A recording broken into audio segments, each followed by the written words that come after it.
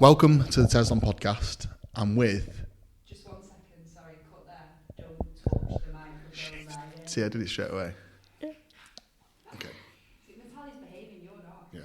Okay, 3, 2, 1, when you're ready. Welcome to the Tezlom podcast. I'm Ryan Armitage, and I'm very, very, very happy to have this lovely lady on the podcast with me today. Her name is Natalia Shvarts. Good, very good. And I'm going to say she's a solicitor in franchising, as I know her, but I think there's a lot more to her than that. Would you please give a little brief, pronounce your name correctly, and a little brief explanation of what you do? Okay. Hi, my name is Natalia. I don't tend to pronounce my surname because I tend to go into the Russian pronunciation mode with that. I'm a franchise solicitor. Okay. Right. Did you just say it's a Russian pronunciation? Yes. So you're going to have to tell me where you come from. Okay, so I was born in the USSR. Wow. So I was born in the USSR, Soviet times, a very, very different time. And yes, I left. So I saw, the communism come down and, the breakup of the USSR. And I left what was then Russia when I was 14 and came over here. Stop. Stop. Fucking hell, right, okay. This is going to be a big podcast already, isn't it? Right. I don't understand how a solicitor and franchising's got from the USSR, but if we just start... Okay.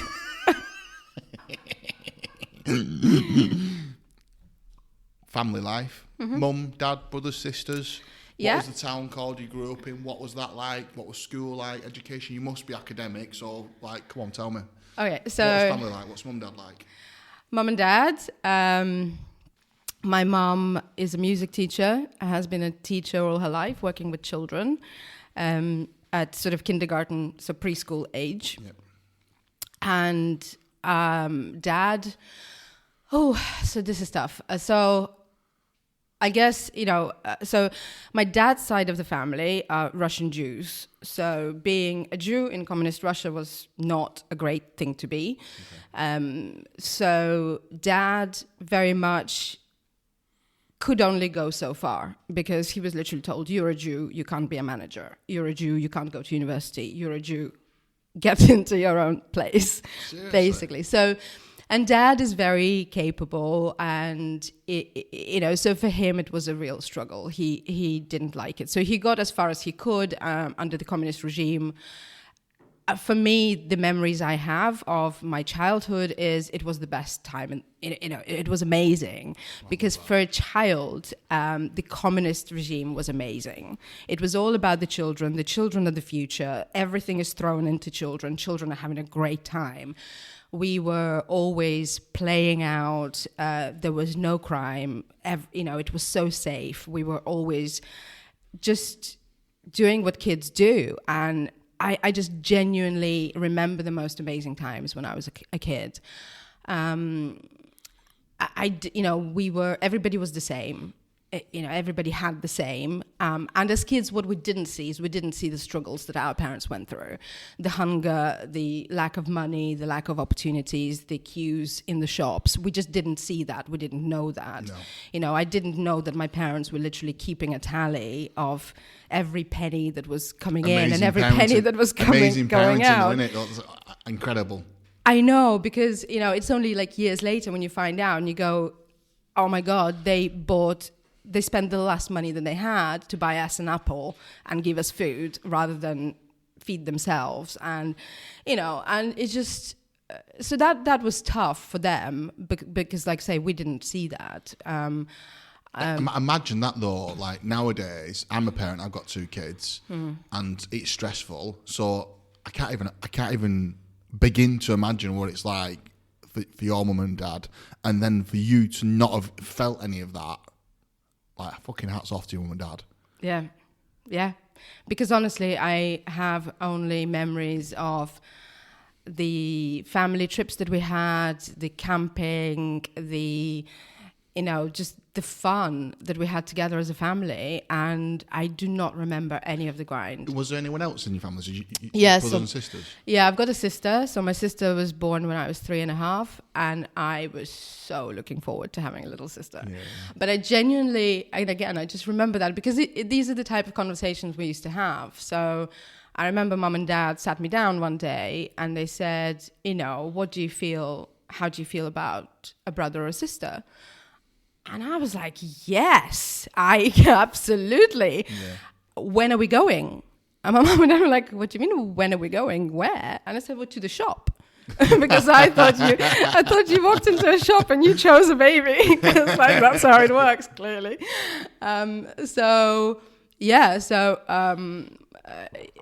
Then my sister was born. I tried to sell her.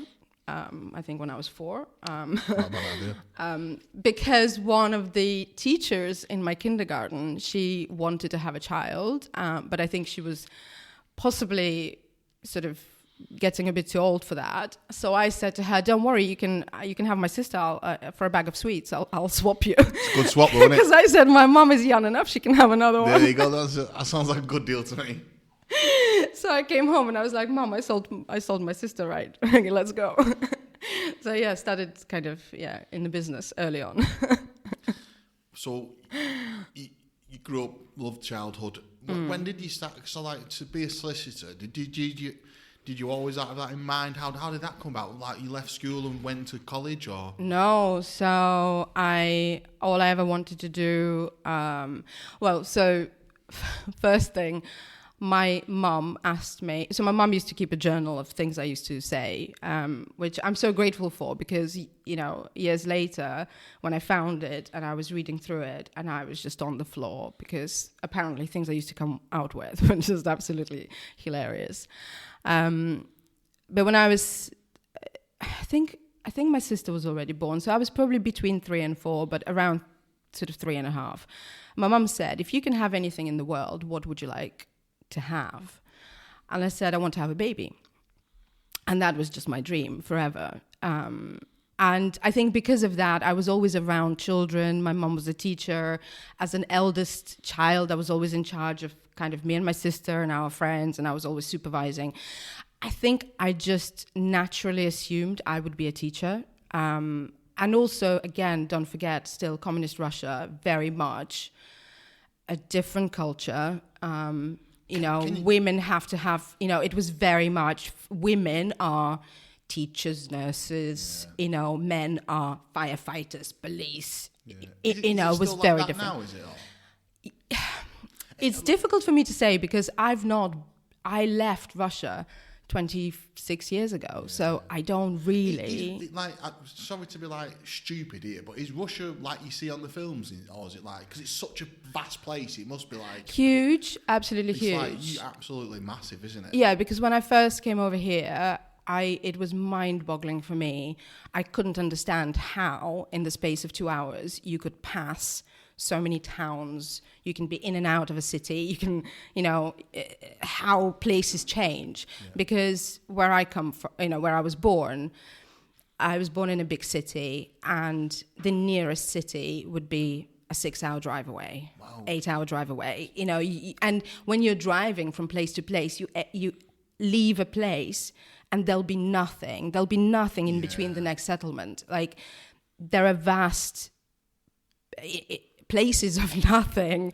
Is it quite cold? Is it quite concrete? Is it built up, or is it forest or trees, or what's it like? Yeah, so people think it's cold, but it depends where you are. So again, sort of where I was born, it's very continental climate in the sense that it is really cold in winter, but it's really hot in the summer. Seasons a bit like we have, they have amazing seasons. So it literally is deep snow in the winter, but 35 plus for 3 months in the summer. Oh, right. You're absolutely baking.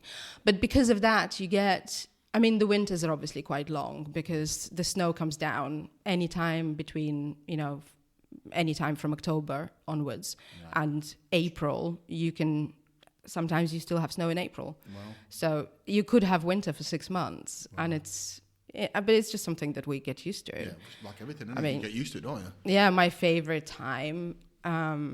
I loved days when it's minus 30, minus 35, like my favorite days, because everything just slows down and you can feel and you can see the crystals in the air. Like I can't explain it. You can literally look at the air and you see everything twinkling.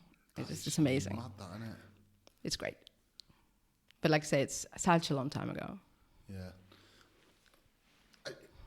I feel like I've got an appetite of wanting to go there. Just knowing where to go is the key, isn't it? I think that's and not being able to have that many holidays and do that much travelling nowadays. It's always a risk, isn't it, when you want to try a complete new place? But I do feel like I've got an appetite to want to go there one time. But I definitely say, to experience, like, I know people, people go to Moscow and St. Petersburg, and absolutely, obviously, Moscow is the capital, and obviously, possibly not right now because of the political climate.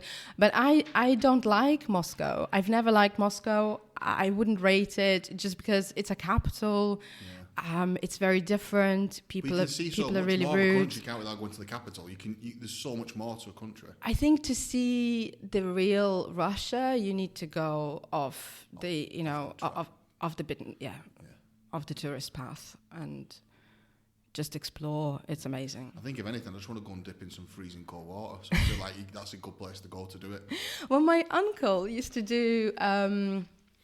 He used to do trips, and he started off. It was adult-only trips in the wilderness of Russia. So in the summer, he would get a group of like 15 people, and it'll be a couple of kayaks, a boat. Like a rowing boat. Just a catamaran, and they would literally get dropped off at a location, get on a river, and then just make their way down and navigate for like 10 days, 14 days, camp overnight. Amazing. So literally just, make their way down and then stop for the night, make a fire, cook food. So like really wild. Yeah, that'd be amazing. No toilet facility, you make wild toilets, like you wash in the river. Fish. You catch fish, yeah. And then one year he decided to open it up to so that people who were booking on could bring their children. And so obviously my cousin went along and me, and there were a few other kids. And what my uncle didn't anticipate was that when you have children, it's going to be different, i.e. you have to stop during the day. And because his plan was like, you go non-stop, you just, you carry on. And so we started the journey, and it was fantastic. And, kids different ages, and, I'm thirsty, I'm hungry and moaning and, And so he stopped for lunch. So we started stopping for lunch in the middle of the day. And as a result, we ran out of food halfway through our trip. But again, the point is, you're in the wilderness, you're in the middle of nowhere. It was before mobile phone times. You have literally no way of telling people where you are, and you have no way of getting out with all this equipment, with all the people. So my uncle immediately had to go like, what are we going to do? Because we've run out of food. And, and because me and my cousin, we were raised that way that, well, we know, we just go mushroom hunting. We go and we hunt and we find mushrooms, and we know which mushrooms are edible and which ones are not, and we know how to cook them. And we fish, and, you don't have anything, so you have to fish with your bare hands. So you're like, okay. And then you make stuff up. And back then I was still, I was drinking tea with 2 sugars. I had to learn how to drink tea without sugar. And for me, that was like, it's disgusting. But you get used to it. And, and it was just the whole experience of doing that. It was amazing. Like, I feel like I want to book some tickets now and go on my own. It'd be amazing to do that now, wouldn't it? And people still do that. It's still kind of the kind of thing that you do.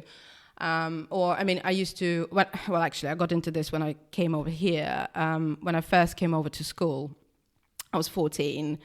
Before we jump too much out of the depth, if we go to that point now, so you great growing up, loved all that side of it, and then into your teens. Oh yeah, so I always thought I was going to be a teacher, and then USSR broke up, free for all. Russia, wild space, democracy, capitalism, And like I say, my dad was very business minded. He saw the opportunity. He was like, this is my time. So he went out there and he made his path. And he was the first person so he set up his own business. He was the first person to start importing goods from the US. So he was constantly traveling. And he had his own business. So after school, very often, I would go over to his office and again, the times of women, female roles, or all the rest of it. So I would come to my dad's office and I'd be sat with the secretary, and his secretary would look after me, and I was like, oh, this is cool. And then because I went to a school that specialized in English language, so I started learning language when I was English when I was 7, and Dad used that to his advantage in the sense of anything that he wanted translating. I was the translator, so I spent hours and hours. I'm not kidding you, with manuals at home. Like if you bought a DVD, a VCR player back then, I would literally be translating from English into Russian and writing out a manual for my dad. I would translate everything whenever he bought something that was, from America or completely in English or whatever. I was providing the translation. And then your dad would sell the products himself, would he, afterwards? Just for him. But because, again, we're talking about, we're talking about early 1990s. Not many people spoke English well, or, you know what I mean? Like, it was because before that, Russia was a closed country. Yeah. So if you knew the language and you could communicate, that gave you an advantage. Yeah. So, and I just thought, okay, well, that's very obvious now. So my path is I'm going to become a translator. Yeah. I will be a translator. This is why I'm studying, I'm doing languages, because I started learning English, and then I added a second language, which was German. So I was like, well, this is why we're doing this. To me, it made sense in my mind. And I will work for my dad. That was it. I had no other, I didn't even think about anything else. In my mind, I was going to grow up, become a translator, work for my dad, work in his business, and just be part of the family business. Yeah, that was it. And it was literally one day. Did that sort of happen though? So you went to No. So one day out of the blue, we were having dinner, and Dad said to me, "What do you think about studying abroad?" And I just laughed at him. I just went, "Yeah, right, okay, whatever." And he's like, "No, you could study in England." And I laughed because I loved school. Was my favorite place, but English was my worst subject. Yeah. I was an A-star student. I was top of the class in every subject except for English. English was my worst. So same for me. So I was like, I thought he was joking. I genuinely thought he was joking. But you can't say no to Dad. No. You do what Dad says. That was kind of the rule at home. So Dad said, right, you need to do these exams. So I sat, honestly, it's just like, I don't even remember. I just remember sitting entrance exams. And I clearly remember thinking, it doesn't matter because I'm never going to pass. Yeah. It's never going to happen. So he's talking about me packing my bags and going off. How old were you again about this age? 14. 14. Okay. I was like, it's never going to happen. Just never in the world. And then the next thing I know is my bags are packed and I'm leaving everything behind, and I'm on a train traveling to England. No way. That's so, sick, but like literally, I leave It's a big change. I had 14 my life. years. Yeah. You have friends. I had friends. Yeah. I had plans. I had I had my dancing, I had my drama, I had all these things that I was doing, and all of a sudden you just in a different country, you don't know anyone. Can I just ask you, did you say you do dance and drama? It's a recurring theme, quite a lot of people do dance and drama. Well, I know, because I know it tends to be sports drama. Yeah, I suppose I've always been dancing. So I was dancing, I used to perform, I used to compete. Dancing was a big part of my life. What type of dance? Latin and ballroom. No way. Sick. Love that. And then I was sitting. So I was in a choir. I was in a band. I was in a 7-piece, like, it's not a choir, it was a group. So we were like 7 of us, and we used to sing a cappella. So we used to go to competitions. Can you still sing now? No, well, badly no, because I'm sure we'll get to it. But at one point, like at a point in the future, I started smoking, and that was it, and my voice was ruined. But yeah, so singing was a big part of my life. Performing, just any performing, really. I was when I was not studying, doing academic stuff, I was always organizing other children. And I'd put on performances because in the summer we used to spend 3 months in the countryside, in a village. There's nothing to do. This was before, like say, before mobile phones, before anything like that. We did not have TV. So there was no, so the only entertainment was you create entertainment. And me, I just couldn't sit still. So I would gather the local children and I would create a performance program, and then we would put on a show. And we would do a monthly show, and we would invite all the residents of the neighboring villages to come and be entertained. This is in your teens? This is in your 13? I probably between 12 and 14. That's what I used to do. Just organize the kids. I bet you were like, all the parents was like, Natalia, you're sorted. Thank God for that. Oh, the parents loved it because they didn't have to worry about us because they knew where the kids were. They were with me, getting whipped into shape, dancing and singing. So you pass these exams. You're literally packing your suitcase, and do you fly to England on your own? No, so Dad brought me over. So Dad and I, so he brought me over. He dropped me off at my school, and I remember him walking away. And he was walking, down the drive, and I ran after him, and I was screaming, and I was just shouting, Dad, Dad, Dad, and he couldn't look back. And now, afterwards, I know why, because for him it was so tough. Yeah, but he literally, he couldn't, because if he looked back, I would have seen that he was crying, and he couldn't let me see that. Yeah. But for me, I was just like, don't leave me here. I was very homesick. Was it a boarding school, was it? Well, so yes and no. So it was mostly mostly not, but it had a small boarding house. So it was a girls' school. So again, that was different for me because I wasn't used to, education in Russia is mixed. So I wasn't used to being in a girls-only environment. So it was a girls' school. They had a small boarding house for girls whose parents were, in the army or from abroad. So out of 600 girls in the boarding house, there were about 25, 30 of us. So, but again, a different life and a different environment, and so much that I've learned from being there. You've got an incredible story already. I'm not even going to I know, living in the UK. Franchising. I know, yeah.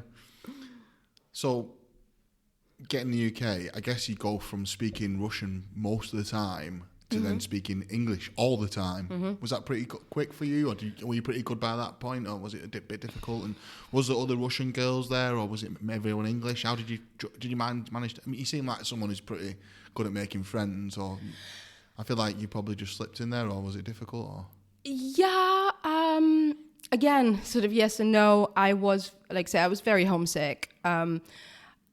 I did speak, I spoke English, but learning English as a second language is not the same as, being here. There was a thing that struck me when I first came over was it felt like everyone spoke so fast.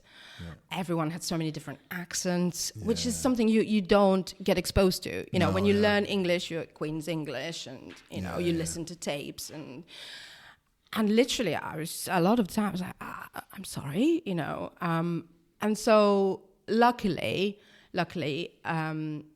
in terms of school, most of the stuff that we were learning at that point. So I came over, basically started my GCSEs here.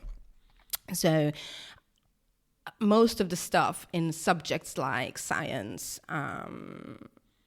So my German was above the GCSE grade already. You've learned German at the same time. Yeah, because I learned German in Russia. So I didn't have to focus so much on my German, say, or, physics and chemistry. I knew it. Biology, there were parts that I've not studied before, but a lot of it, I would probably say that when we started GCSEs, 60% of content that we were learning at GCSE level, I already knew.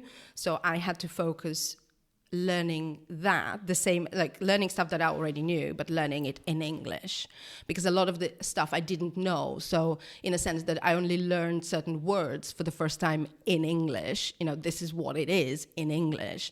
I didn't know how to say it in English. So, and now I'm at a point where I can't speak Russian because I hardly ever speak Russian. So I don't need, in my life, I've never, when my dad was so, he really wanted me to integrate and to become as English as I possibly could. And that was my task. So I took it, again, whatever dad says goes. I took it very seriously. So I'm always kind of like all out. Why do you think your dad was like that? Because he was building a future for himself. So the way he saw it. Have you had that conversation with him since? We've had I have a difficult relationship with my dad, which I'm sure a phrase you've heard before many times. What? But yeah, we have spoken since. We are much closer now than we've ever been before. But there is still, and basically because he was never a big fan of Russia. He never liked Russia. He doesn't he won't liked any of that though, will he? No, he always wanted to get out, but he had his business, so he couldn't get out. So his way out was send me away, send my sister away. Did your sister follow suit as well? She did 3 years later. So the idea was that I would settle here. I was the guinea pig. I made the way for my sister, and then she would come over, and we would have 1 year overlap together, and then I would go off to university, and then she would stay at school. So you can't take it away from your dad, though. To be fair to him, fucking hell. But what I would say to you is yes. But you know what? I grew up without my parents. Yeah, that's true. So I literally, through my teenage years, from the age, I left my family when I was 14. That's it. Resilience so and I grew up without my parents. My sister grew up without our parents. It's been a lonely journey. And there's so much that, yes, it's great, and yes, I'm independent, and I truly believe you can drop me anywhere and I'll be fine. Yeah, I reckon so too. But I also looked so much at other people, and I kind of went, I wish I had that. Resent some stuff. I wish I had a family, but it's tough. I guess. From my point of view, and only just discovering this with you, I think from a parent's point of view, he was looking at the bigger picture, weren't he, your dad, at that point? Yeah. Obviously, I think he probably just didn't... All he knew was the Russia that he knew, and then he's grafted his arse off, created a business and wants the best for his daughters, but in hindsight, there's probably some bits and pieces in there that weren't great for you growing up as a teenager, but look at you now, not doing too bad, are you? Not? No. I can't complain. Okay, so... 14 all the way through to what college you do? How does that work? A levels at the same school? I don't understand. So you do A levels and then you went on to university straight from there. Yeah. And did you make loads of girlfriends and loads of friends when you were there and stuff? And again, yes and no. It's been. Did the dance and drama get involved later on as well? Yes, but so it's tough because at 16. So I started school when I was 14. I started school here in the UK when I was 14. So 14 to 16, sort of settling in, making friends. I started horse riding, which was new for me, but I've always fancied it, always wanted it. Always, I remember talking to Dad about having a horse before I left Russia. So it was an opportunity. I loved it. It was like, wow, is that through school such an English thing to do. Have a horse and go horse riding. So did you get a horse? No, I just used one of the stable horses at the. Must have been what school is it? Is it still about? Yeah. Yeah. So it's a school down in Bournemouth, because that's where I started. It's a Talbot Heath school for girls. Right. But used to go to riding stables in, Ferndown. So, down in Bournemouth. And then, and at school I got involved I used to do speech and drama. So used to audition for school plays, got to be in school plays, often played male roles because I always had a low voice and I was dressed up as a man playing male roles. I remember that happens a lot in dance and drama, though. Doesn't it? Yeah, but after one of the performances, I remember we finished the performance and we were going out. I had a boyfriend at the time, and my boyfriend, his parents came to pick me up, and we were going out. And I forgot that I had makeup on my face, so I still had moustache. And I remember being in the car, and his mother was like looking at me, going, I think you need to maybe do you need a mirror? I was like, no, I don't need a mirror. I don't need a mirror. I'm fine. And then I looked in the window and I realized I still had a moustache, and I was like, oh crap. Yeah. Yes, please. Can I please have a mirror? Love that. So yeah. Okay. Yeah. So at 16 though, my dad said, "This is it. Basically, I will continue to pay for your school, but anything else you need to pay your own way." So at 16, I had to grow up and get a job. So I got my first part-time job because obviously I was in school full-time. So I started as a waitress. I used to work in a Jewish restaurant, in a Jewish hotel. That was it. So Friday night, Saturday all day, Sunday all day, I was working. So I didn't really. So because of that kind of set the pattern for the future. I couldn't.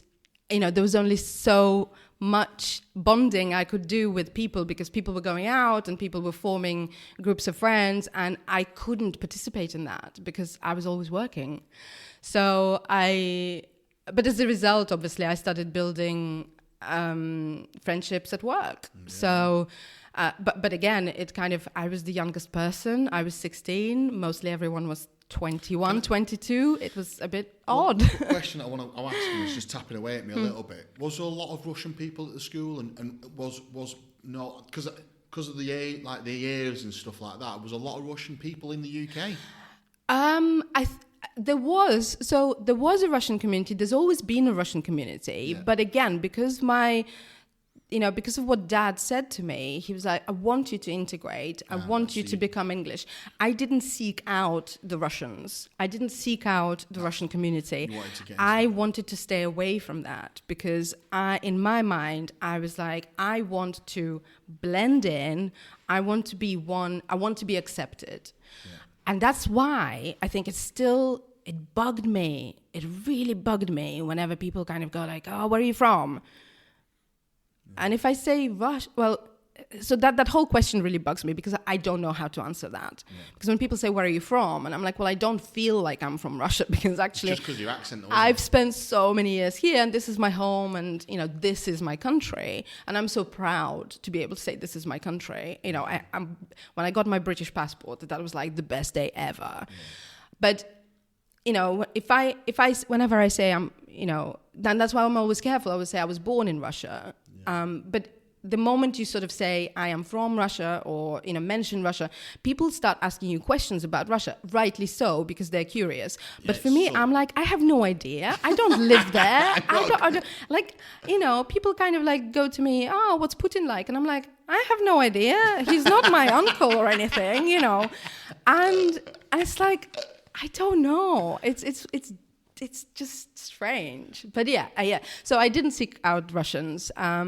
There were a couple of girls in my school. So when I first joined, there were 2 Russian girls in the boarding house. But we were very different. One was from Moscow. The other one was from Siberia. We were so different. I got on with them, but with one more so, with the other one less so. And then because they were... Do you think they were on the same journey, sort of didn't want to be... I know one of them ended up now, she's in the US. She has a fantastic, she was always kind of a performer, and she's in California, living the Californian dream. And the other one, I have no idea. We never really kept in touch. No. And then I think because I was so homesick, whenever younger children joined the boarding house, I got matched with them to look after them, because I've been through that experience and I knew how hard it was. So. And you got through some of it, yeah. Yeah, and so then there were a couple of Russian girls who joined, who were younger, and I sort of looked after them, and then again, they went off on their way. Did you ever go home? I did to begin with, but then once I started earning money, because it was kind of like, if I didn't work, I wouldn't have money. Yeah. I couldn't go. I couldn't have holidays. It was my opportunity to earn money. So I would often stay behind, and I would just work as much as I could, because that was the way for me to, I knew I was going to university. I wanted to have something there. I wanted to be able to buy clothes and books and go out and do stuff, even though going out wasn't really an option because I was working. But yeah. It's set the stall out for you being resilient though, hasn't it? And it's set the stall out for your work ethic, like those two pieces on its own. And I know honestly, I do feel like I am a little bit upset for you. I do feel not sorry, I don't know what the right terminology is, but I can see you probably lost a bit of childhood there, or definitely your teenage years. But when you look at the bigger picture, like you're probably one resilient. I was going to swear then, but I bet you're resilient as fuck, aren't you? Thank you. Like that piece of work, going to school, becoming basically English, you're super clever, you've done loads of acting, and then you're working your ass off at the weekends, you've got no parental guidance, you're just doing it off your own back. I presume you speak to your mum and dad, though, did you, every week, or...? Well, again, back then, this was, this was really early days of internet. Yeah. So, like 98, 97. So 97 was when I came over. So 97, 98, and 98, I just left school. So, literally email was in its infancy. Yeah, and, oh my God, Ryan, honestly. So what would happen is Dad would write an email in Russian. He would then put it through a translation program. And back then, obviously, so basic. Imagine Google Translate, but wind it back 30 years. Yeah. So he would put it through a translation program and send it to me. And I would receive an email, and it would make no sense whatsoever. So I would then spend about a week decoding it, trying to understand, what the hell Dad was on about. Put it back into Russian. Well, essentially. But so what we did at the time, and again, this is where, and phone calls were really expensive. You could literally drop pounds in the phone box and you could see the pounds disappearing. And I was like, I can't. I don't have the money to be calling my parents. Literally, I'd spend all day working, literally working. I remember sitting in Bournemouth city centre on a bench crying because my feet would hurt so much, because I've been on my feet, serving people all day and, walking to my work and back. And where were you, in the boarding house. In the boarding house, working every weekend, school Monday to Friday, doing late nights at work as well sometimes. Yeah. Who was directing you under who was looking after you, just as teachers, or you just? Well, so in the boarding house we had a house mistress who looked after us, and obviously you had your curfews, and and this is the thing. She always, because I was working, the rules would be bent for me. Yeah. So Friday night I was out late because I was at work. Yeah. But then Friday night I would have to get a taxi back. So half of the money that I earned on a Friday night would go to pay for my taxi. Half of the money I earned on a Sunday would go to pay for my taxi. So I was like, if I get tips, that would be fantastic, because that pays for my taxi. Because I couldn't, on a Saturday, I could, if I left the boarding house at 6 a.m., it would take me an hour to walk to work. So I would be in work. I didn't have to get it, I could walk, because if it was light enough, I would be allowed to make my own way. But yeah, it was, it was tough. So money was tight, and do you understand what you're saying? It's it's kind of dawning on me a big time. Like fucking most 16-year-olds can't even get themselves out of bed and make the bed. You know what I mean? Like, but you've got no choice. You've got no choice. You've got to, it's either that or what else. There was like, for me, I was like, I wanted to be able to, because Dad literally said, "This is it. You're on your own now," and you had to earn your money. And that's it. You get whatever job you can, and you work hard, and yeah. But hats off to you. Thank you. Hats off to you. So school, just touch the microphone. Sorry, Kay. The school. So do you do A levels? Yeah. And then you go and do. Did you pick? Did that school have a particular? Because they have like a leader university to go to. Did you have to pick a university, or did you pick your own? And how did you fund it? Well, this is it. I mean, again, I suppose, and this is where you sort of really learn about the way the system works, right? So I was lucky. I was very privileged to go to a private school. Yeah. Okay. So I had amazing education. Yeah. And great opportunities. And people say that though, but at the same time, you have to, because I know people who've gone to private school and don't fucking grasp it. Well, but there's an opportunity there, but people have to still grasp it. You can go to private school and you can just fuck around. Absolutely, you have to work hard. But in terms of opportunities, I think the what was a shame is that obviously when you go to private school, they tend to prepare you for only one path. Yeah. I.e., that path is you do your A levels, you go to university. Yeah.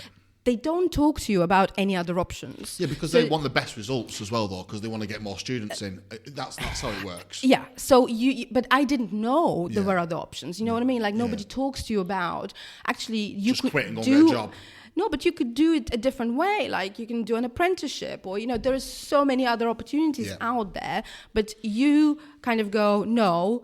The only way is this is what you're doing, best A-level results, universities, and, this is university process. I just want to mention one other thing that actually I must say credit to like the English system, the careers and how it works. My first experience of a careers lesson was, I turned up and this was supposed to be like, right, we're going to talk about what you want to be. And so the careers advisor said, so what do you want to be? And I said, I want to be an FBI agent. And she didn't laugh at me. I mean, this is the thing. She did not laugh at me. She was dead serious. And she went, okay, so how do we get there? And I went, I don't know. She literally went, okay, well, let's find out. So we found out. So the next thing I know, I have an application form from the FBI because we applied. They sent us all the information. I read through it all. And and I realized theoretically, I could become an FBI agent. And this is what I would need to do. But when I was then looking at it, I was like, well, the requirements would be I would need to have lived in the USA for so many years before you become eligible for that job. Right. So immediately you then kind of look at your options and you go... Were you joking at the time or did you actually... No, I was serious. I mean, I grew up watching The X-Files. So I was like, I love this, Agent Scully. And, I loved it. I was just like, this is what I want to be doing. Yeah, absolutely. I could imagine you being Agent Scully as well, I'm like, she was short, I'm short, I can do this. But so... University. So by this point, again, my father said, I want you to go and do law. I want you to become a lawyer. And it was very much a path was, that I would become a lawyer and my sister would go into finance. And for my father, the only option was Oxford because it's prestigious. And because, to be honest, abroad, people know Oxford and Cambridge, right? People wouldn't have a clue if you said Bradford University or Leeds or Durham or, Nottingham. Good universities, fantastic universities, but nobody knows about them outside, people probably do now, but back then, no idea. So it was like, well, you are going to Oxford and your sister is going to Cambridge. And it was mapped out. And I was like, okay. So I looked at Oxford. I looked at Oxford colleges. I picked one that I went to Oxford. I looked around. So in my application, how I was choosing university, I didn't want to lose my languages. So I wanted to do German for sure. So I was looking for degrees where I would be able to do law with German law. And at the time, there weren't that many universities that were doing German law, not German language, but German law. So I ended up applying to Oxford, and then my second and third choices were Warwick and Nottingham. And I went to Oxford, and it was like a 2-day interview process. And it is specifically designed to be extremely hard. Like, not necessarily academically. I mean, academically you have to perform, but mentally it is designed to really test you. This is Oxford University? Yeah, it was tough. So from the moment you arrive, you are isolated, and it's just like the whole experience is Can you remember some of it? Can you tough? Yeah. I remember, I remember it because I hated every minute of it. Like, literally, it was the worst experience. Like, it was horrible. I just didn't enjoy it. And I was so nervous. And again, actually, you know what? I made friends. The best thing out of it is I made friends and actually kept in touch with those people for a little while. So whilst I was, when I then ended up going to university and being at university. But actually, I'm really pleased I didn't end up going to Oxford, because I know for a fact it wouldn't have been the right place for me. I don't think I could have handled mentally the environment. But for some people, it's the right place to be. So, yeah, you know like what I mean? Everything, though, and everyone's got horses for courses, aren't they? But yeah, the interview process was just tough, really tough. And where did you end up going then?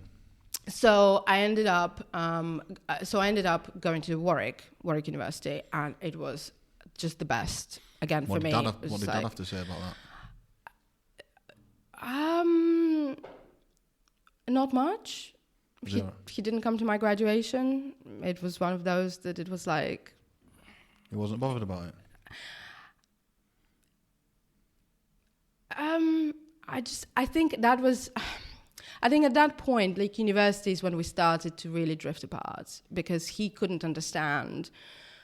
He very much doesn't believe in mental health issues, and university was when I started having a really tough time. I was having issues with my visa, and that was putting pressure on me. I had to have a job. To support myself through university. I was working all the time. I stopped sleeping. So I was I started suffering from insomnia. I would literally study at night. I would sleep a couple of hours, and then I'd start again. And I'd be trying to kind of because it was constantly trying to combine the studying, the social life, and the work. Yeah. And trying to bring the three together was just tough. But again, at university, that was the first time I actually got involved with the Russian crowd. Again, not necessarily by seeking them out to begin with, but because through my jobs, I got to work with the university, with the recruitment office, and particularly the Russian section, so the section of the university who were recruiting students from Russia. This is where the translation came back in. This is where translation came back in, yeah. So I was doing a lot of translation work, and the chap who was sort of head of that, he said to me, well, because at university you have all these different societies, right? And he was like, we've got a Russian-speaking society, but it's not being run very well. And, he's like, basically people are complaining that it's just an opportunity for guys to get together and drink. And he was like, I really think you should sort of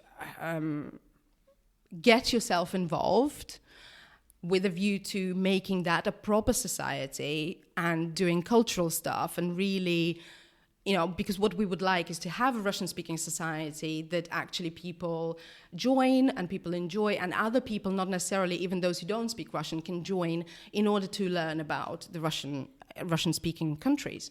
So I was like, yeah. And he said, if you get elected as the president of the Russian-speaking society and you run it, we will make sure you get the funding. So I was like, well, it's a no-brainer then, right? Yeah. So, but how do you do that?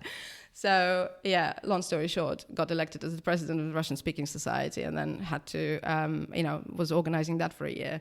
But it was great, got to do so many things, organize, events. Did that take the pressure off financially being funded for uni?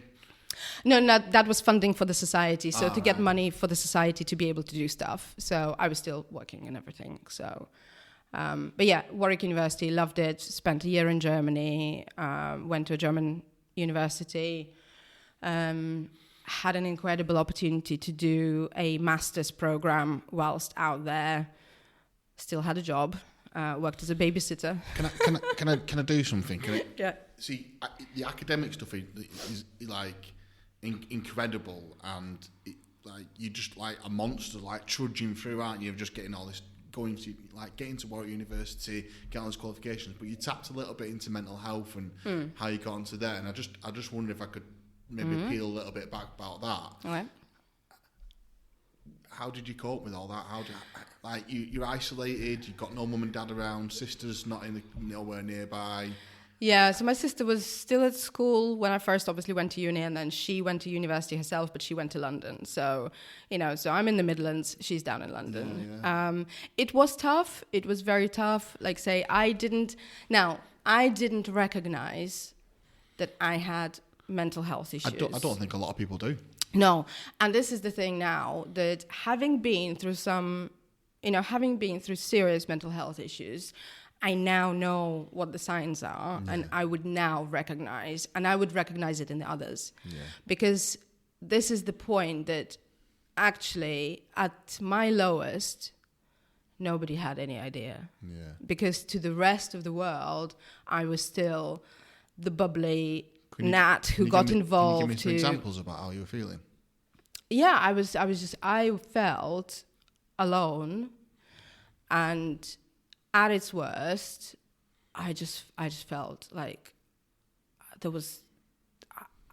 I felt like, what's the point? Yeah. And that there is no way out. Yeah. It was so lonely. I've had some challenges myself, and what I can describe it as is just like you feel a bit abandoned, and I felt very much like no one could really help, and I feel like if you're in a bit of a glass box sort of thing. I don't know if that sort of resonates with you, but I remember quite a few times being sat on the edge of my bed and being not being able to sort of move even physically, and just feeling very low and almost like your body's shutting down a little bit. I don't know does that describe some of the sort of things you've been in, or am I going off piece a little bit? No, I totally get it. But I mean, for me, it was kind of like, and there's kind of so much that led to that. It's a gradual thing, isn't it? I don't know if necessarily it's like a shut off point. I think it just takes its time. Well, you know what? I think for me, it was kind of, as for me, there's a point in time where I can absolutely go to and go, that was, for me, that's when my life ended. Yeah. Because when, I think I mentioned, my biggest dream was to be a mother and to have a child. And when I was 16, I found out that I couldn't have children. And I was 16, I was on my own at school. My parents were miles and miles away. I found out I have this condition, this biological condition that not many people have, and I was so alone because back then I wasn't even offered counseling wasn't something that was offered. Okay. So I had to deal with it all alone, and it was my biggest dream. So my dream just shattered, and after that, it just felt like whatever I do, there's no point. There's no why am I? It just felt like there's no purpose. I lost my purpose. And after that, I was kind of, I suppose, on autopilot. I had to deal with that. It took me a long, long time. For years and years, I would see a pregnant woman on the street. I would see a woman with a child, and I would literally just burst into tears. And it was a huge thing to get over. So when I then went to university, so I kind of like, sometimes when I focused on other things, it took the focus away from the pain. Yeah. But the reason I started smoking was because I was A, bored, and B, there was nothing stopping me. Because from my perspective in my head, I went, I don't need to worry about my health anymore. Because before that, I wanted to be a healthy mother for healthy children. So I would never touch anything that could ruin my health. And now I was like, yeah, pass me that cigarette. Yeah, let's go for a drink.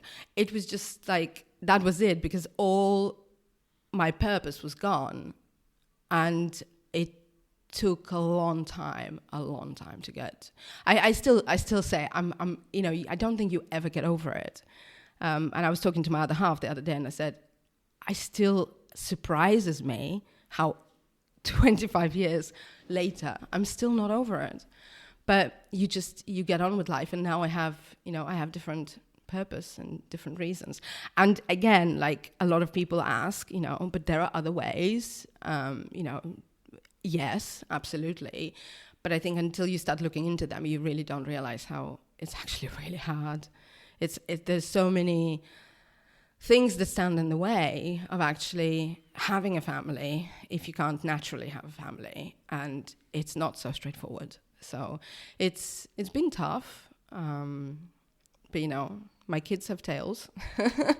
But yeah, it's so my mental health problems were partly driven by that trauma, partly driven by the fact that how I was raised and the culture from where I came from collided with the culture in which I was living.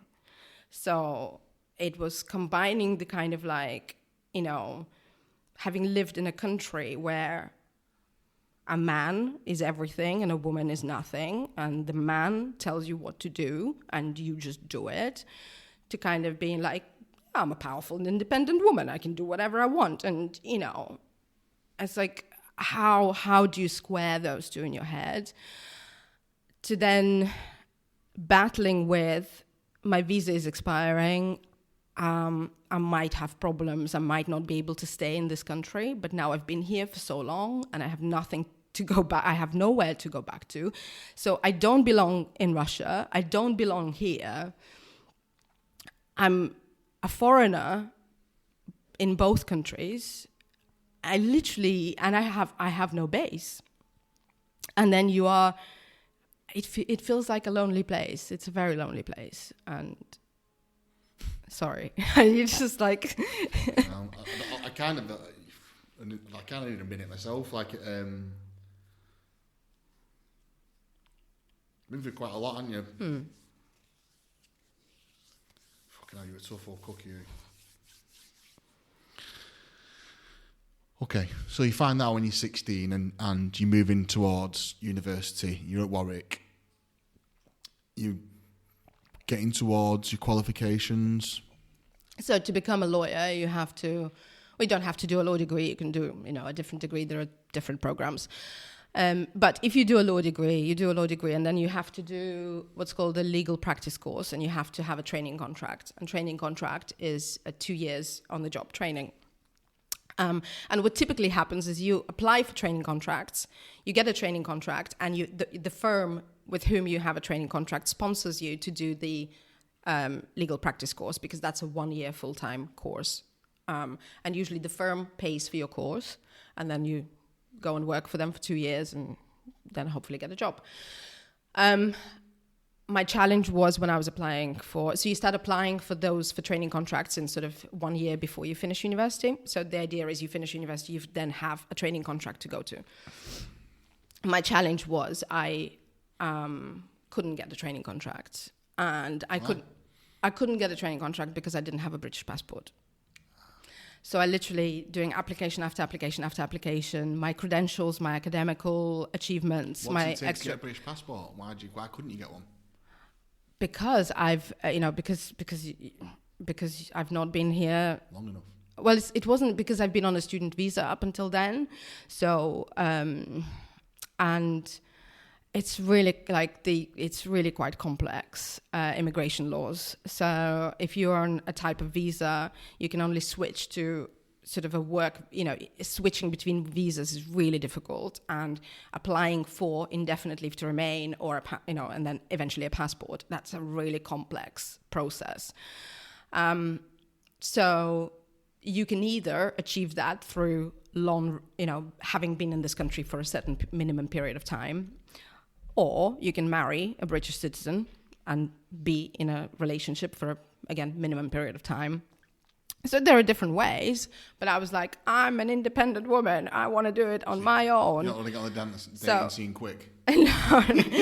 But I was like, no, I want this to be my thing, and I have earned it in my own right. I do not want to rely on a man. It was one of those things.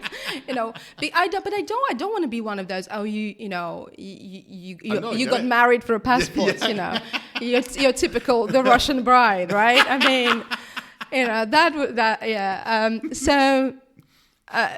So that was, so I was applying and I was getting rejection after rejection after rejection. And it really gets to you. Yeah, you're kind of going like, why? So I I always wanted feedback. I was like, how can I improve? What can I do more?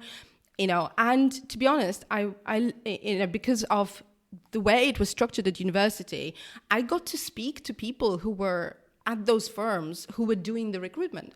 So I got to speak to, the recruitment guys at Linklaters and Clifford Chance and all the magic circle firms. And one of them turned around to me and went, honestly, he said, you're wasting your time. Your application, like the first question is name. The second question is, do you require a work permit? And you say yes, and your application goes in the bin. Literally nobody looks past question number 2 on your application form. So everything you're doing is a waste of your time. Because it was such a competitive... Because for the business, it's difficult. Oh, right. Because, for the business, for you right now, if you wanted to sponsor somebody from abroad to come and take a job, you would have to prove that you can't recruit locally, right? Yeah. So you would have to prove why you need them, why they're so special. And I was competing with everybody else who was competing. So firms couldn't prove that there weren't enough lawyers, prospective lawyers out there. How do you do it? What do you do? So I was like, right, so I can't get a training contract. I wasn't getting anywhere. So I decided, okay, never mind, fine. So I finished university and I thought, okay, so next step is the legal practice course. I cannot afford it to pay for it myself. I just can't. I can't afford to do it full time because I need a job. I need to pay, I need somewhere to live. I need to pay for that, So I got a job. I was looking for jobs. I was temping. I worked in a bar. And at the same time, I was looking for sort of better jobs.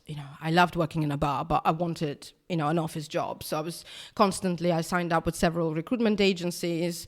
I was constantly going in for that sphere anyway, at least. Yeah. So I was, and I thought, I'm going to do the legal practice course myself. I'm going to fund it myself. I'm going to get a job. I'm going to earn money to pay for it. But obviously, I'd have to do it part-time. So I did it part-time over 2 years. I was lucky that I landed a job where I could have Wednesdays off to go and do my studying. So every Wednesday I was in college. And then Monday, Tuesday, Thursday, Friday, I was working. And, again, I was lucky. And this is kind of a theme that when I look back, I go... Throughout my life, I had employers who took a chance on me. At university, then, this job that I was, it was actually Royal Society for Prevention of Accidents, a big, huge organization in Birmingham. I loved working there. I absolutely loved working there. And my manager, saw what I could do and kept giving me more stuff to do. And I really enjoyed being there. And I was open and honest with them from the get-go. I said, this is not what I want to be doing for the rest of my life. I need, I need something. I need a job for at least 2 years. So I can guarantee you that I will stay for at least 2 years. If I'm happy here, then I will stay. And they were great to me, and I enjoyed working there. The people were great. We had so much fun. So I did my studying at the same time. I was determined to get the best possible result, because I felt that would then set me apart when I then go ahead applying again for legal jobs. So I got my distinction, and I thought, right, okay, now I can start applying for jobs again. And just because we're gliding there, that course is like an interim thing to the degree, or what is that course? Well, it's a postgrad, so it's I don't really know what that means. Sorry, it's kind of like so you do your degree and then it's the master's level, but it's a practical course. It's a very practical course of what, as a solicitor, the skills that you would need. So, one of the subjects is, for example, solicitors accounts. And people find it the most boring subject, and I loved it. And I was like, yeah, double entry bookkeeping, woohoo! I loved it. Anything with numbers I liked. So, because maths was my favorite subject at school. I enjoyed it. So this course that you funded yourself is the equivalent of doing a degree, or just explain that to me, because I'm a bit thick with this sort of stuff. So. Yeah. So it's essentially a postgraduate course. Yeah, okay. This is living in Birmingham at this point? So I lived in Solihull, worked in Birmingham. Nice bit of the world as well. Yeah, it's lovely. Boyfriend? Yes, I was in a relationship.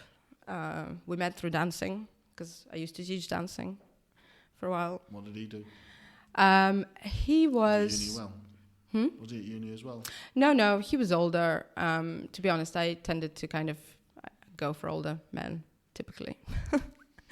Because guys my age, I just found them really boring. We just had different interests. I think because I had to get so independent so early. Not being funny with you, but you're pretty independent, aren't you? And you would have been able to grow up quite quickly. Guys my age just wanted to go out and party, and I felt like running into walls. Been there, done that. Yeah, no idea. I needed something more. Yeah, so he was very sort of hands-on. So he had various manual labor jobs. I thought I was talking about you then.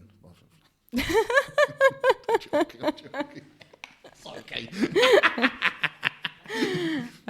Yeah. All good. So you passed this, like, honestly, I just did a joke then, but like, I'm struggling to get over how I can't. We still haven't got yet into how I got into franchising. Yeah, no, well, the point of this podcast is never actually to talk about franchising. We end up just talking about your journey, and all I can see all the way through is you're probably one of the most resilient people I've ever met in my life. Like, the work that you've had to do independently on your own is incredible, isn't it? Do you know, it comes at a price. And you know what? I can tell you that much. It definitely comes at a price. And knowing what I know now, like the experience I've had over the past 10 years, I so want to just say to people, you know what? We should have coaching and, coaching, counseling, whatever you want to call it, mentoring. Kids should have that from as early as possible. Yeah. I now have a business coach that I invest in personally. Yeah. So not through work. It's something I'm doing for myself because I want to develop myself. But I wish I had done that so much sooner. Yeah. You know what I mean? I wish. But the point is, we go through stages in life. And back then, I couldn't afford anything. I was literally scraping by.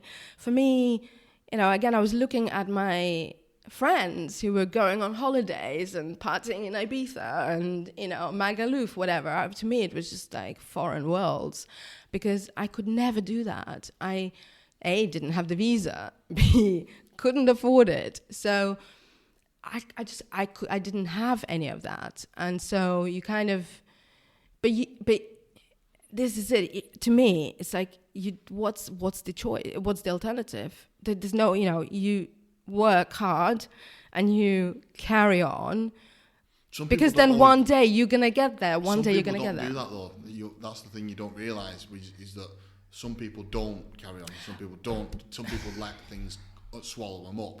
And that's the bit I'm talking about, is that not letting, like, there is some privilege to what you've been through in your background, but there's also ridiculous Do you know, amount of pain that you've had to go through to keep it there. Like, there could have been lots of points where you just fuck this, I'm not doing this anymore. And you know what? I had some amazing people along the way. Like, I strongly believe everything happens for a reason. Mm-hmm. I believe that people come into your life and they have a purpose. And it's recognizing that, and it's recognizing that, you know, everything that you do as well, you know, you touch other people's lives. Yeah. You leave an imprint. And for me, you know, going back to the mental health issues, there was a period of time where I was like, I got to that point, that was it. I ended up in hospital. And I was gonna come back to that in a bit, like. And I was like, this, I'm not doing anything. This is it. I'm done. I'm done with the outside world. And again, it was a very, very dear friend who recognized that staying in hospital wasn't the best environment for me. But they weren't going to release me. They weren't going to release me because they were like, she is a danger to herself. So, and she said, she vouched for me. When I say, I mean, you know, she was like my UK mother, you know. Dolly, love her to bits. So she vouched for me. She basically said that they were going to take, you know, her and her husband were going to take me. I would live with them. And she was like, you know. And so I remember coming out, you know, again, don't remember coming out of hospital. Just remember being at Dolly's house. And do you know what? It's. I always go back to, you know, people taking a chance, but people believing in you. And actually, I think what Dolly recognized that if she trusted me to be a grown-up and an adult, that I would not break her trust.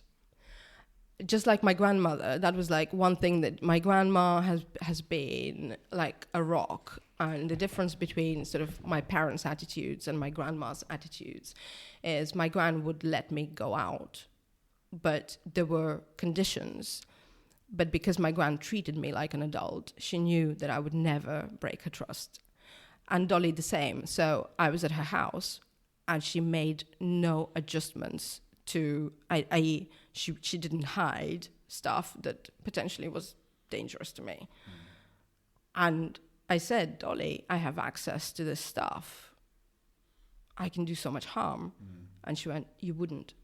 Yeah, that's true. Because I believe in you and you're not gonna let me down. There was no way I was gonna let her down. But it takes that chance. It takes that people taking a chance on you. And you know what? Like, I got back on my feet. I went back to work. Can you remember any particular things that helped you get back on your feet, or do you think it was just taking it day by day? No, it was. So I've had counseling before, but I got to speak to this one counselor. And I think it's about finding a person that you really kind of get on with, because I've been as a counselor. Yeah, because my counselor previous to that didn't do anything for me. I just didn't feel like I was getting anything. Yeah. So this one was different. Again, you know, and I went in it very skeptical. I was so skeptical. I was like, what are you going to do? You know, what are you going to do that I haven't already been through, that I don't already know? Like, and she just said, okay, tell me your story. So I had to go back to the beginning and you know, talk through stuff. And she just sat there. And when I finished, or, you know, kind of got to the end of my allocated time, she just turned to me and she said, I'm not surprised that you're so messed up. Yeah. And I went, oh my God, it's actually really refreshing to hear that. But this is it. She was like, well, I'm not surprised that you are struggling, because it's tough. It's tough to combine, you know, like there's so many clashes going on, and how are you going to, you know, square that circle?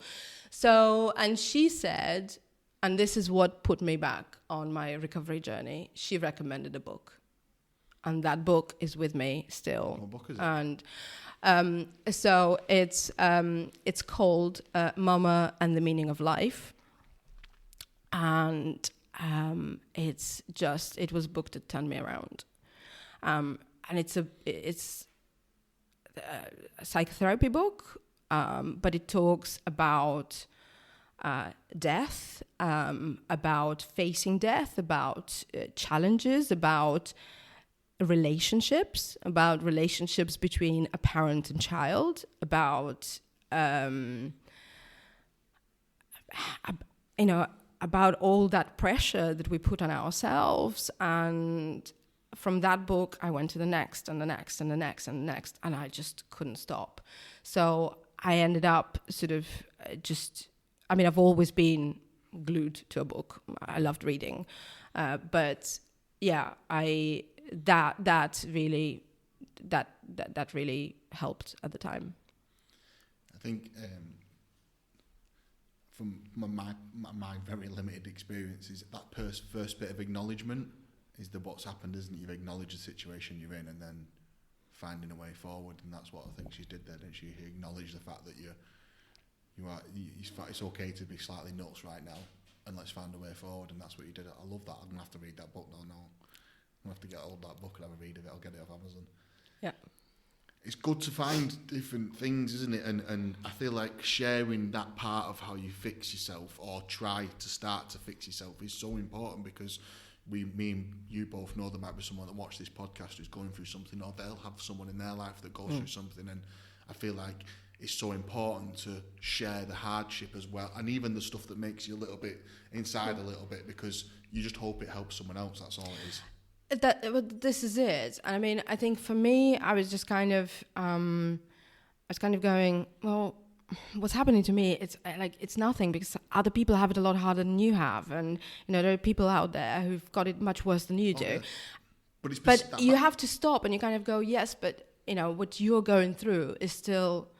It still means something, and it's still you can't compare. It's all relative and all perceptive. It is, and it's, some people have it much worse than us, and some people have it much better than us. But everyone goes through different types of hardship. Absolutely, and like I say, it's just for me, it's always been, and I don't know, maybe it's because I kind of grew up being the one who looked after others, but I having. How when you're on the plane and they say you have to put your oxygen mask first before you help others. It's it's recognizing why you have to fix yourself first. You have to be well enough, because if you're well enough, then you can help others. Yeah. And for me, the big thing has always been about what my experiences. The reason what I can do is maybe just help a few others on the way. Yeah. I don't have children. I perhaps have more time, therefore, but it's been really important to me to influence and be able to help others to have a better life, to not make the mistakes I made. And in my job today, seeing I'm so passionate about the younger generation that's coming through, and I don't want them to run into difficulties that I've experienced. I don't want them to get into working, crazy hours and, burning out. I want them to find a healthy balance early on so that they can learn from the mistakes somebody else made and not have to make their own, at least not to that degree. Yeah. And this is it. I think if we talk and we recognize that actually, I think when you are, or when you perceive yourself to be, or when others think that you're a strong person, it's then really hard to be vulnerable, because people think you're so strong, and a lot of the time people don't realize what it takes to get to be that way and the price you pay. Yeah, it's so true that. Try and get back on track a little bit. Yeah. I've lost track a little bit. So university, so that you finish this thing, whatever it's called, postgrad. Yeah, legal practice course. You're at this firm in Birmingham. No, so I've not yet. When's the passport come into this? Or is it not? We're still on a working visa at this point. Still on a visa, which I have to reapply for every few years. So at this point, I'm kind of like, right, I finished my studying. I have an opportunity. I need to get a legal job. I need to get into the legal sector. Mm-hmm. And then it dawned on me, oh my God, signing up for a 2-year contract. What if I hate it? Yeah. I've never thought about it. Yeah. I just kind of like always went like, this is the next step. This is the next step. Yeah. And I thought, what if I hate it? What if I don't like it? Yeah. I'm then tied into a 2-year contract. What am I going to do then? Yeah. So I thought, you know what? I'm going to go and sign up with a couple of recruitment agencies and look for a legal secretarial job. Yeah. Get to work in a legal environment, not as a lawyer, but just as a secretary. I can type. I mean, when I first went to a recruitment agency and they went, what's your typing speed? And I went, I don't know. So they were like, all right, let's sit you behind a computer. Because back then it was all about audio typing. Yeah. So, I've never done that before. But that was the thing. I was always kind of like going, so what? I've never done this before, so what? I try it. Yeah. I can do it. Yeah. So I did my speed typing tests and, accuracy and all that. So, and I had good results. So, they were saying, the recruitment agents were saying, yeah, we'll get you a job, no problem. And then one day I got a phone call and they said, yeah, we've got you an interview. So, and me being me, I wanted to be prepared. So they told me the name of the firm and I went on their website and I was like, oh, franchising. What is franchising? I've never heard of it. So I did my research. I bought the book that the managing partner has written. I read the book before my interview. I turned up to an interview. And I thought the interview went really well. The challenging question was, you're overqualified. Why do you want to be why are you applying for a secretarial position? And at that point, I was kind of like going, listen, why does it matter that I'm overqualified? Do you need somebody for this job or do you not need somebody for this job? And for the first time in my life, I think instead of being like super polite and kind of, I just went, I can do this job. You've got a vacancy. I can do this job. Why does it matter? But I think obviously they were looking, further forward and going, if she's overqualified, she's not going to want to do this for a long time, and then we're going to be going through the same recruitment process again, spending money, business and all. But again, takes somebody to take a chance on you, right? I got a phone call about a couple of hours later saying you've got the position. Oh, amazing. And I'm going, brilliant. Okay, my first job in a law firm. So I started as a legal secretary. I started as, typing. I was a secretary to a litigation partner.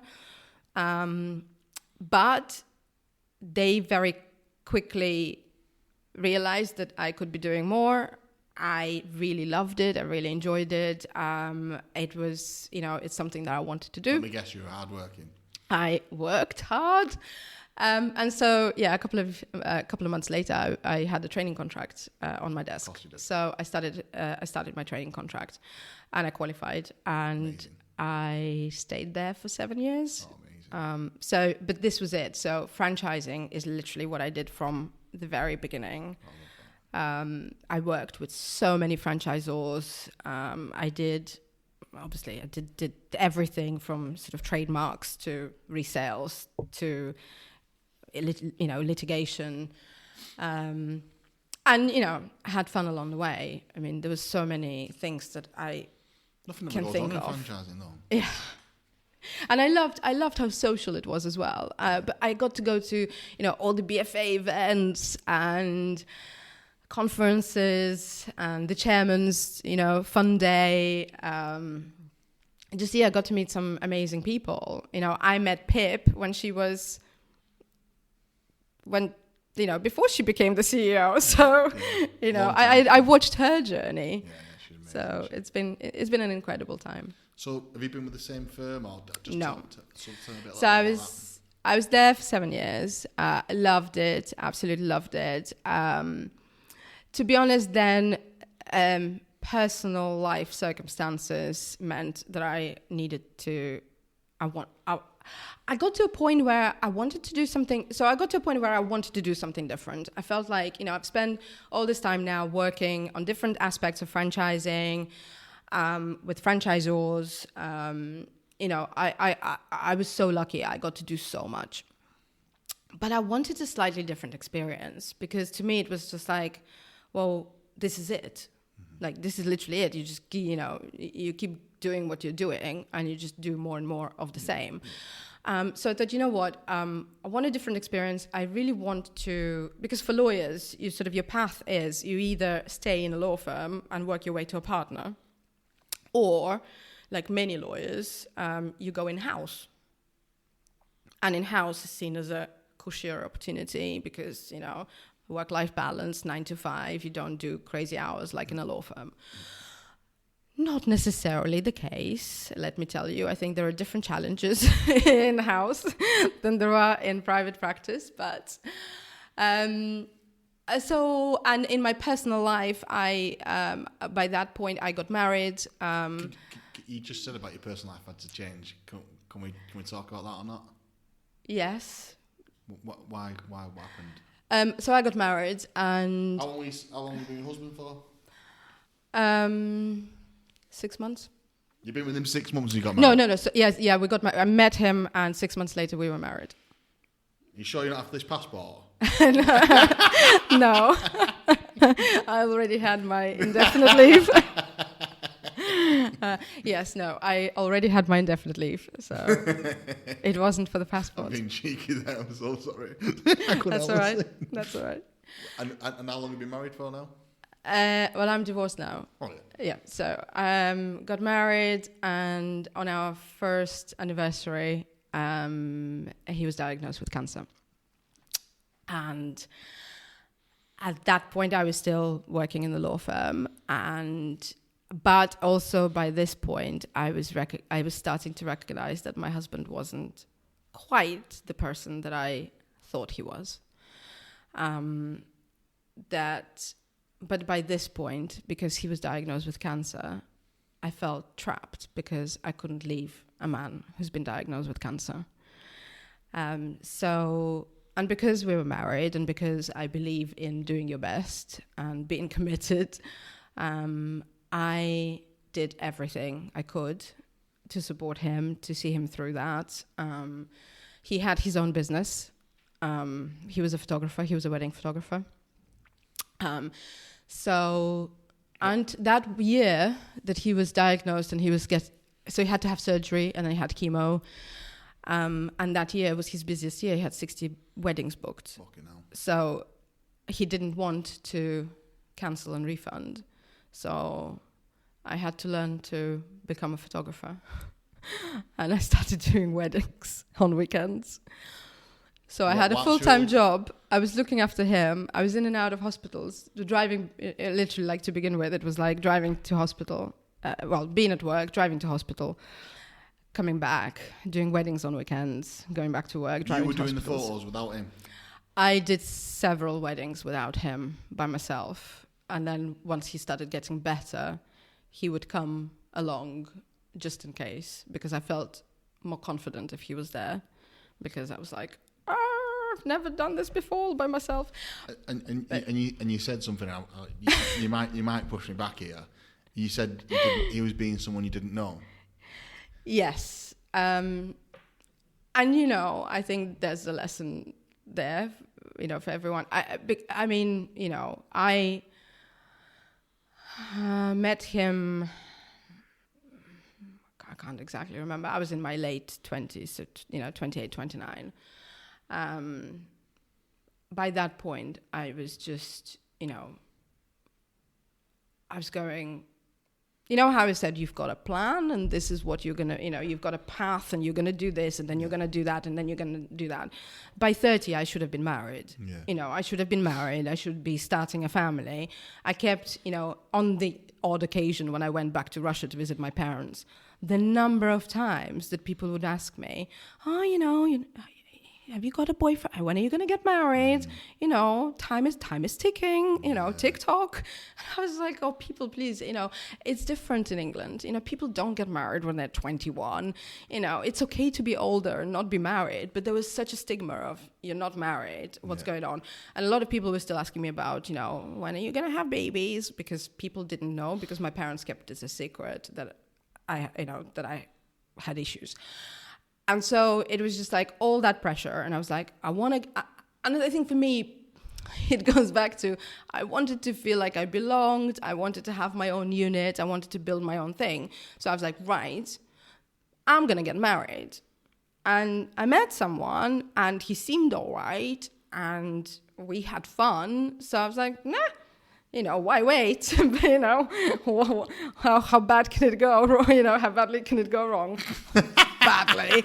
So, I got married. I got into a lot of debt. Not necessarily through the wedding, but that as well, like doing that on a budget.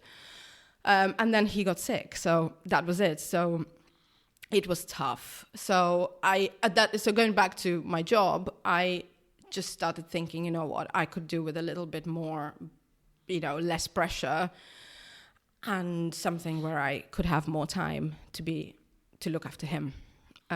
Luckily, we were very lucky, very, very lucky, again, through franchising connections, through my work.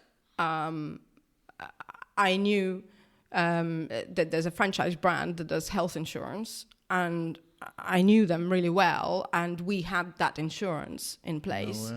And actually, if it wasn't for them, I wouldn't be, you know, like, God, things would have been so different. Luckily, we had the insurance, so he got diagnosed really quickly, and that saved his life because, he had surgery at the right time, and then he had treatment, but it was still really tough. Is he fully recovered now? He's fully recovered, he's fully recovered, but we're not in contact anymore. So, different story. We're not going to go there, are we not? No. But I think, you know what, probably similar to Rachel, who's been on your podcast as well, to be honest, a very similar story. He was very controlling. It just didn't, I just recognized that it wasn't working. I tried my best. I did what I could. But at the end of the day, it came to a point where I realized it was either him or me. And fucking hell, he's not going to beat you, is he? Well, no, he was making me very sick. Was. So, but it was also really restrictive in a sense that, you know, he was so controlling. It was so difficult. I couldn't do what I wanted to do with my life and my career. Could you give me an example? Yeah, he was like, you know, if I was going to an event, he would be, you know, he had to know everything about it. He had to know where I was going, who I was speaking to, who I spoke to, how many men I spoke to. And I was like, it's not like that. It's my job. It's my career. You know, I'm professional. But he was so paranoid. And if I was home 5 minutes late, I would be grilled about where I've been. You know, like, as much as like checking mileage on my car, you know what I mean? It's like, where were you? He would go through my phone regularly. There's no way to live that. No, and, you know, I didn't have control of my wardrobe. He would be buying all my clothes. I would have to wear what he wanted me to wear, and it was just tough. That's insane. Tough maintaining that, and being a professional. You know, being a professional and having a career, and so I couldn't. You know, going away was difficult because he would not want me to be away. And you got to perform when you're away as well. It's hard, isn't it? People don't realise what it's like when you're away.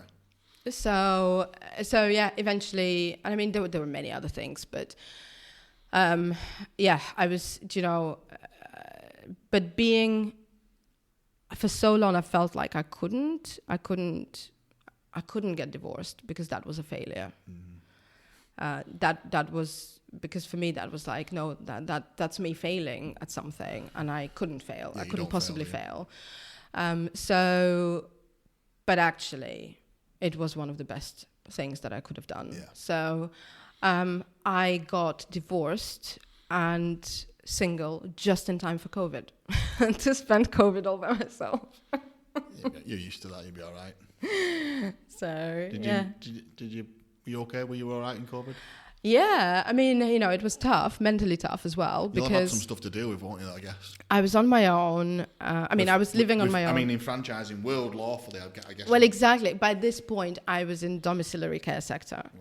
You know what I mean? So I was in the thick of it. Yeah. So whereas others were furloughed and whatever, and, baking competitions, I was just working solid because we were trying to keep business going and franchisees going and the network going, and all sorts of complications. All of that was happening, and it was all happening for the first time. So we didn't know what was going to happen tomorrow, where it was going to go.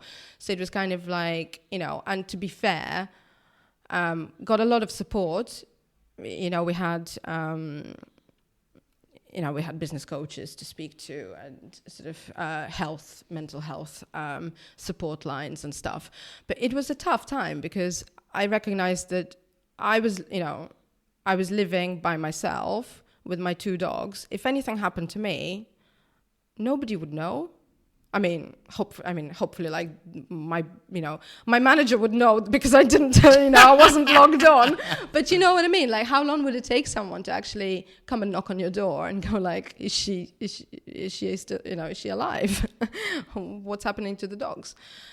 And it just makes you realize how vulnerable you are in that position. But yeah, I was, because it was so busy, and I was like, I couldn't really afford to go. I didn't have time to go shopping and standing in queues and, 2 meters apart and all that.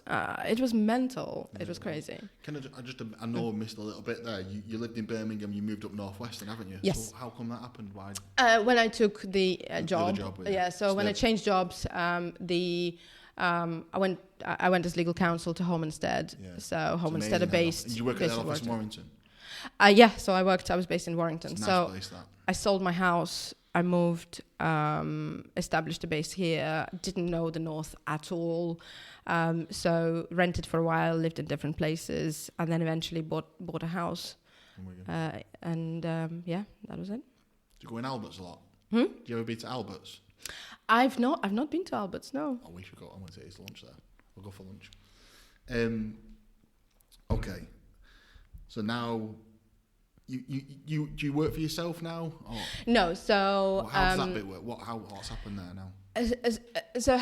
So I was with Home Instead for 7 years. You see the pattern there, right? 7.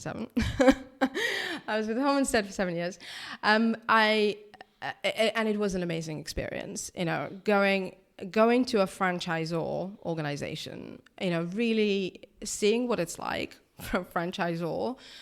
And I was so lucky to see them through the different stages of their development, really experience what it's like for a franchisor, all the processes from the beginning, from recruiting of franchisees through to the end, through growth of the business, what you need to have in place, realizing how tough it is to manage a large network.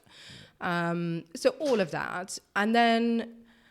But there were things I missed about being in private practice. I really missed, the social element. I really missed the educational element. I really missed writing and contributing. We'll have had lots of different things to deal with as well, wouldn't you, working for an independent one, like instead of just specifically one brand and the specifics of that role. If you're working as solicitors, you'd be dealing with multiple brands and multiple problems and multiple challenges. Yeah, absolutely. So it's that oversight of the whole industry and the different industries. And so, and I just thought, you know what, I've had a great experience. It's been fantastic, but it's time for me to go back. And so 18 months ago, I joined Beyond Corporate, with a view to growing a franchising team.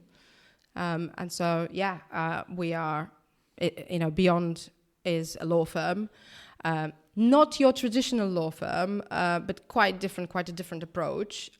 We've got different departments, different teams, and I sit within the commercial team, and we are, I'm part of the franchising team, and we are a team. There are several of us, and do full-time franchising, just like I used to. Amazing. Try to summarise all this now. How do I summarise all this now? I can't really put it into words apart from like you've had an incredible life and you're so resilient. It's ridiculous. Is there anything just with what you do now? Do you mental health now? Do you do something to look after yourself? Do you have regular routines? Is there anything has there been any particular sort of things that you've kept in life since you've been through, or is it not sort of in your day-to-day life anymore? No, I think it's so important to do that because you need to. I mean, for me, so again, just to fill a couple of gaps. So I met my now partner during the first lockdown. And kept you to distance? Of course. Absolutely. I mean, we were like a long-distance relationship for quite a while. And we now live together. We've got we bought our house together. What does he do? Is he in franchising? No, he's not in franchising. He's in the NHS. What is it? So yeah, so very tough. But this is where we understand. Is he on the floor, or is he in management? Or? No, so he is. He's a senior pharmacist in a hospital. Oh, nice. So very much frontline. But the reason our relationship works is because we understand the pressures that the other goes through. Yeah. I know that he can never guarantee the time that he will be home. Yeah. Just because he works a 9 to 5, he's never home at shortly after 5. He could be on call. He could be he works weekends. He works bank holidays, and he saves lives every day. Like, literally, I'm humbled by what he does every day because he saves lives. Yeah. I do contracts. Save lives as well, to a certain it's degree. A difference. But when we got together, for us, it's, he is a huge support to me, and I support him in every way that I can. And it's about living your best life. Yeah. And so... when I first moved to Wigan and, we were still sort of coming out of the third lockdown, I think.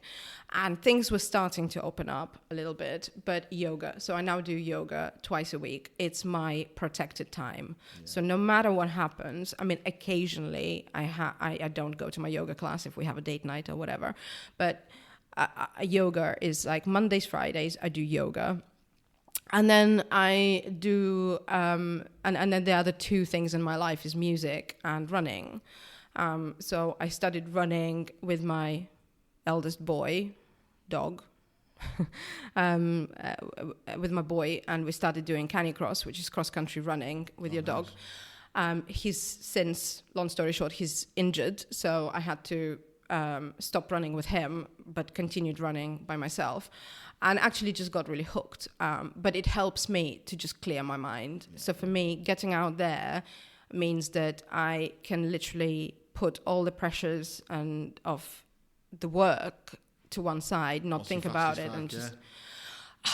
Do you know what I find irritating? Right, since I started doing long distance, my speed has gone. What's your long distance? What do you do long distance? Half marathons. What? Yeah, so I'm doing one on Sunday in Chester. Absolute Come beast. And support me. How fast did you half a marathon in? Well, I have this thing. My approach to anything in life, when you do something for the first time, my mantra is don't die. That's what I say to myself. I go, if I'm doing something for the first time, I just go, don't die. So whatever happens is a bonus. Just come out of that on the other side. So my first half marathon, I was going, I don't know what to expect. I've never done one before. Don't die. I finished with, I think my first half marathon, I finished 2:15. So I thought, right, okay, well, this sets... That's good. Yeah. No, thank you. Yeah. 2:15 is good, isn't it? Half a marathon. Yeah. So I thought, okay, next time I just have to improve a little bit. So going in, I'm hoping, well, I was hoping to do, and I'm not going to, I was hoping to do a certain time, but not an excuse, but I have been sick for the last 10 days. So I'm just recovering from sinusitis. So we shall see. But I would like to do How do you train for 2:10. Do you run regularly every week or not? Or just... Typically, yes. And you go and do half a marathon once a week? No, God, no. So my last half marathon was end of March. So I did one end of March, and then I sort of took time off in April. And do you run every week or not? So I try to run. What I try to do is yoga on a Monday, my mandolin on a Tuesday, run on a Wednesday, mandolin on Thursday. How's mandolin? Day off on a Friday, and then yoga on a Friday and run on a Saturday or Sunday. I'm studying for my grade 2 mandolin, like an instrument, mandolin, like a guitar but less strings and smaller in size. Love it. So yeah, a new challenge, right? Yeah. So my music helps me really relax, gives me a focus. And a challenge, because I'm now starting, I'm doing my grades, so that's my challenge. Running to clear my head, to keep fit, and yoga to yoga, just that mental space. And in between, trying to eat healthy and just generally kind of go, need to be kinder to yourself. Life's too short. You need to enjoy life. So just taking the opportunities to, spend time with the people around you that you want to be around. So your loved ones. Yeah. Okay. I'm going to wrap it up. There's been some tough bits in there, and I want to thank you for sharing them with me. You're welcome. And I had no idea how much of an incredible, amazing person you're going to be, and I'm really grateful for you sharing it with me. I'm thank you for coming on. No, thank you for having me. Thanks, it. Wrap it up.